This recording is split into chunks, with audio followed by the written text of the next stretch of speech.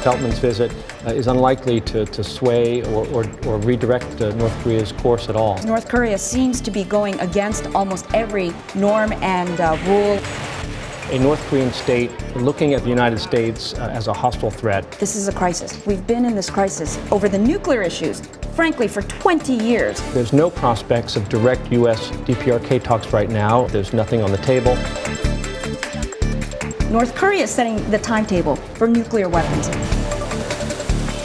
Patience is required, but they are deliberately creating a sense of crisis. More and more countries are coming out and announcing more measures. These are just the tip of the iceberg. From the Voice of America, this is Washington Talk. Hello, welcome to Washington Talk. I'm Eun-jung Cho. We bring you insights and analysis on North Korea issues every week from Washington, D.C. This week, we will discuss how the international community is responding to North Korea's latest missile test. First, we'll take a look at a top United Nations official's visit to North Korea.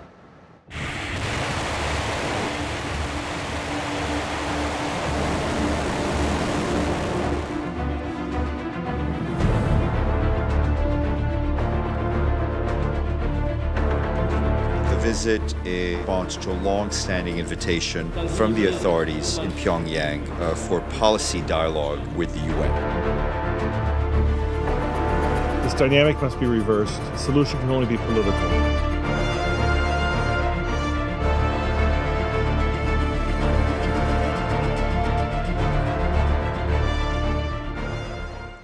Now, my guest today, Mr. Frank Januzzi, president of the Mansfield Foundation, Morning. and also a former advisor to the Senate Foreign Relations Committee.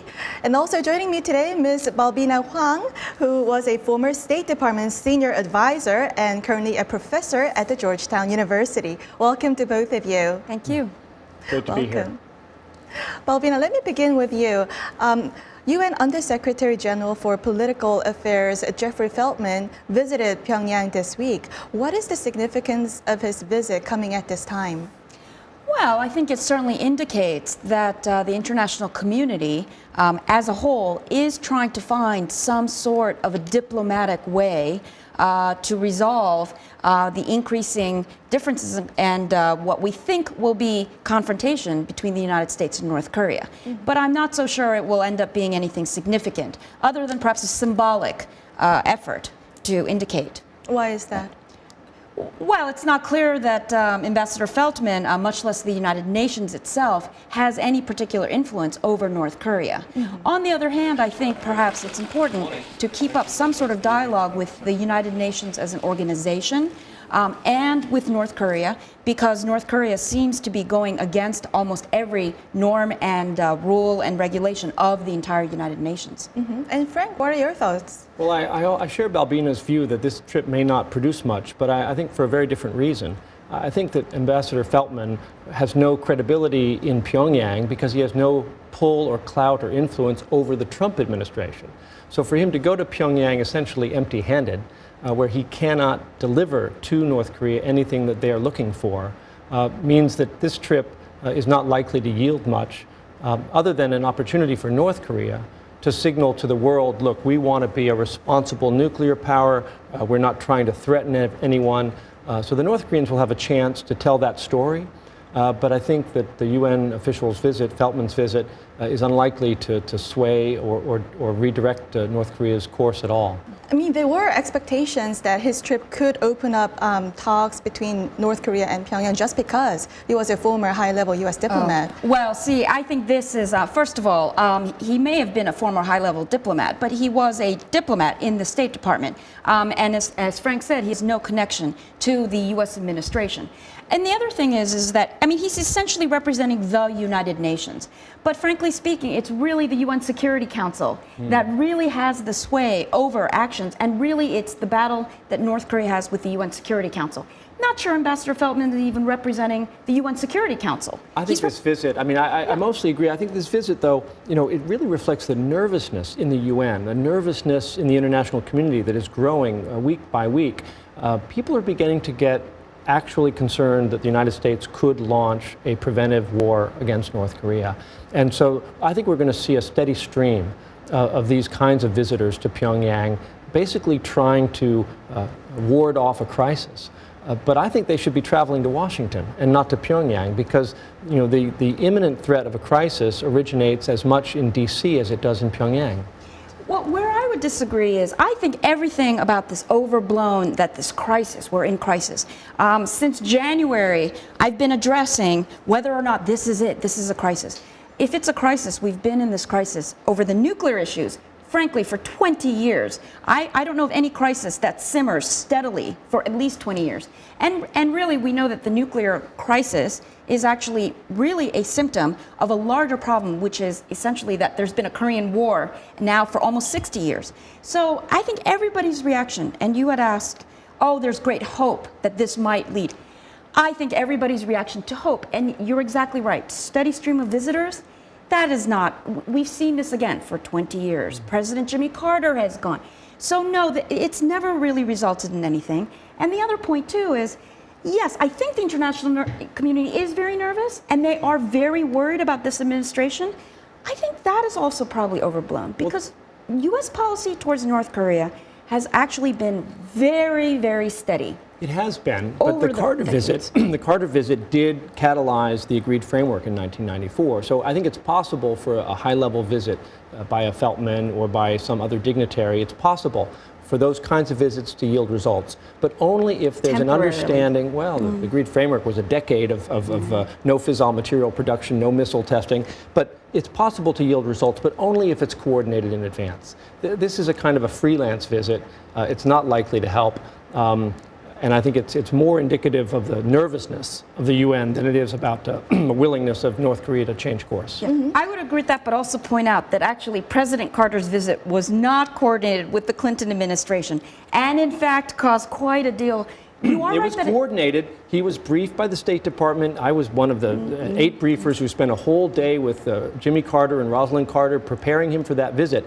It wasn't an official visit representing President Clinton, but it was absolutely coordinated. Talking about the crisis situation that Bobina mentioned, maybe this time we have a deadline because British media are reporting that CIA chiefs had told President Trump that there's only a 3-month window to stop North Korea from developing its ICBM. How should we interpret this? Well, first of all, I think, again, I don't really actually, it's not that I don't believe the media, but I always caution that actually the media's role is to play up crises. So I think media is actually doing their job. I don't really react and say, yes, there must be a crisis. Secondly, perhaps the CIA did give President Trump that kind of report. But remember, intelligence is just estimates. So yes, this is a very serious problem. And I'm not trying to say that there is a very, very severe and serious threat with North Korea's continued proliferation. It is a global threat. But I think we have to just stop reacting immediately and say, therefore, there's a 3-month window.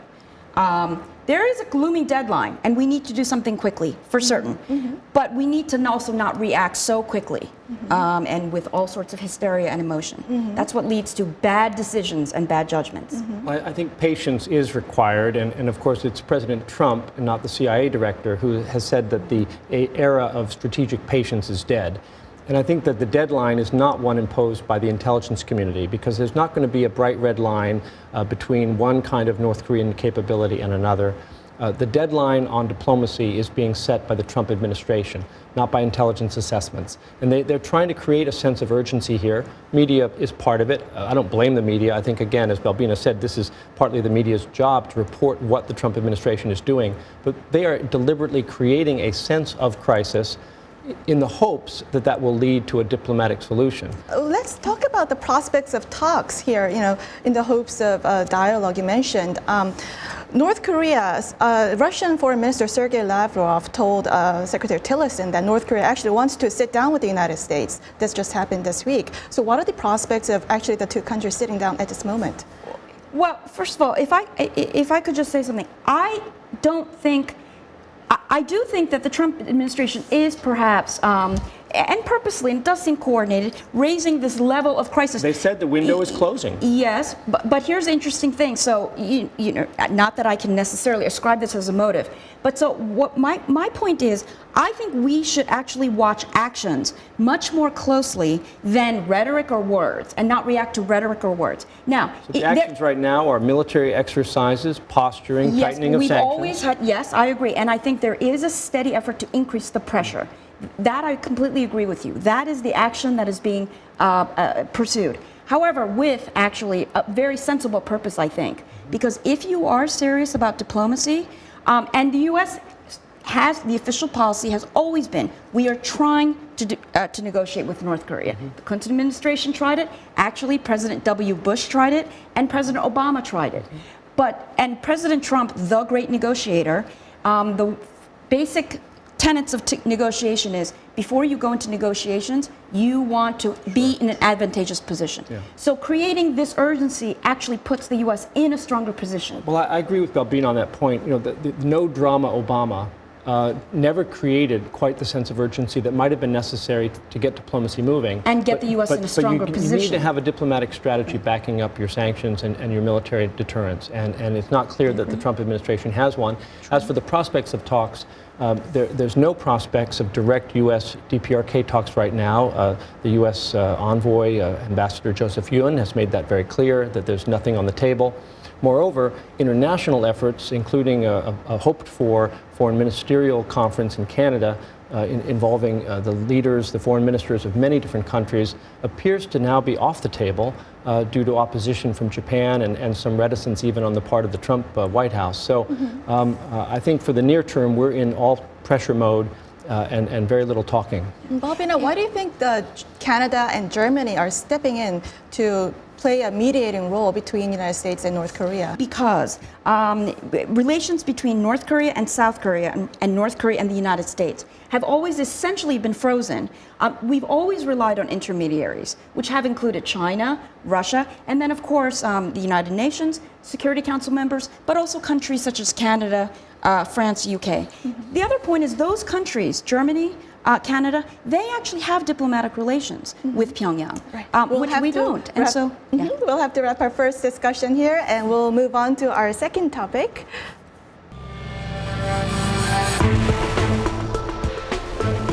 The North Korean regime continues its march toward a functional nuclear arsenal. So today, we call on all nations to cut off all ties with North Korea.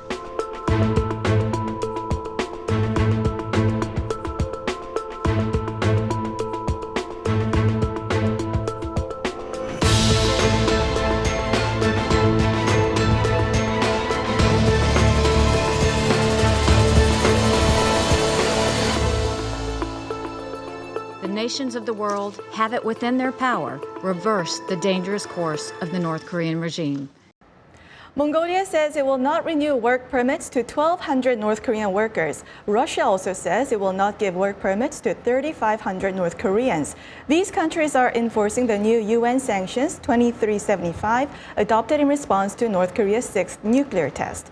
Now, Frank, let me ask you. Russia ranks number 2 after China in terms of the number of North Korean workers in the country. What is the significance of this move? Guest workers in China, Russia, Mongolia now are providing as much revenue back to the Kim Jong-un regime as many of their material exports of coal or minerals or other products. So it's a very important revenue stream for the government. However, Mongolia is a relatively small player. There are tens of thousands of North Koreans in China, probably tens of thousands more in Russia and in the Middle East. And most of those workers remain in place, and it's not clear whether China or Russia are going to comply with this request from the UN that they essentially cut off the guest worker opportunities. So the economic impact will be modest. I think the political statement being made by Mongolia here is very important.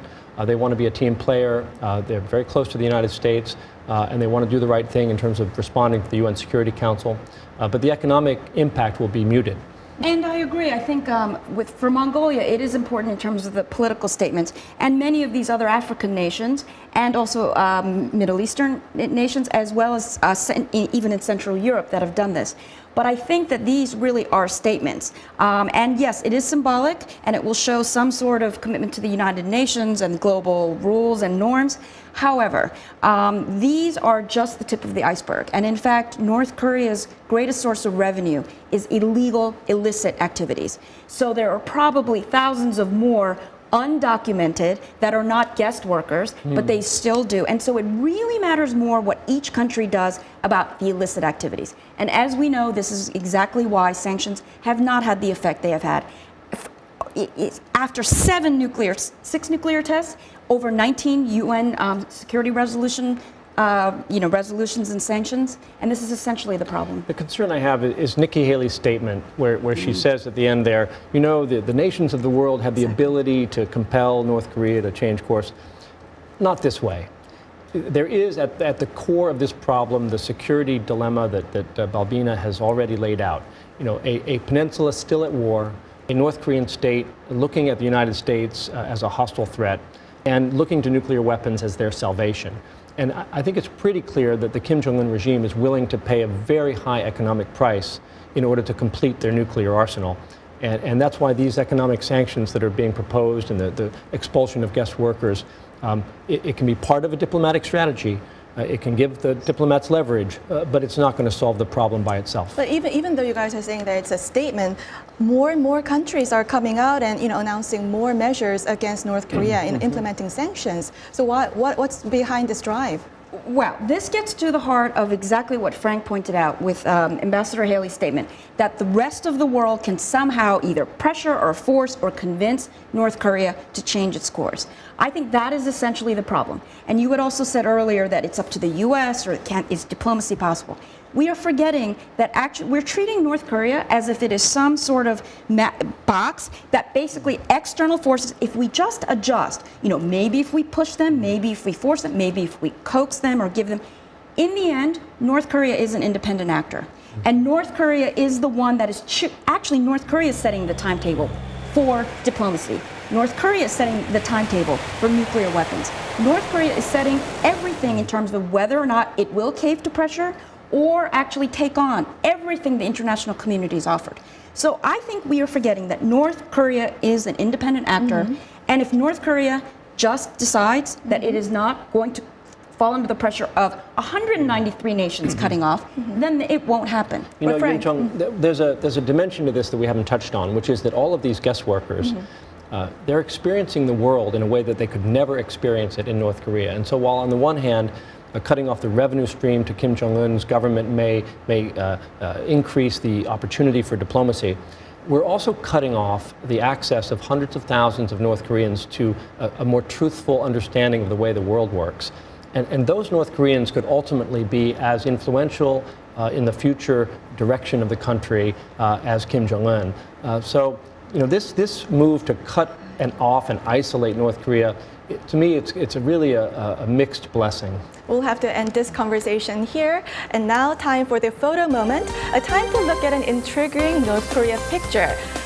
Now the photo today, this week, is a cartoon on Chinese state-run Jilin Daily this week. Jilin Daily ran a full-page article telling readers how to survive a nuclear attack. This cartoon shows how people can dispel radioactive contamination by wearing masks, drinking water, and taking a shower. Now, Jilin province borders North Korea. Frank, what is your reaction to this? I'd not seen this before, and it's really striking that the Chinese government is taking steps to try to prepare their people psychologically for the possibility of a nuclear exchange on the Korean Peninsula. That's extraordinarily unusual, and the Chinese government, has a very top-down, controlled propaganda news ministry. So I wonder whether they worry that the risks are that high, or whether they're also trying to send a message to Pyongyang that they're concerned and they really want Pyongyang to change course. What I find actually very interesting is this was in the Jilin paper. Yeah. So this is in Dongbei. Yes, and this is a region that is essentially borders North Korea and is actually populated by many ethnic Koreans. Exactly. I actually think this is a message. It is a political, domestic propaganda message to the Chinese people. It's not for North Koreans or South Koreans or the U.S. Although some of those cousins may share that message across the border. Oh, yes, all of those, course. Yeah. Of course. Well, I'm afraid this is all the time we have for this week.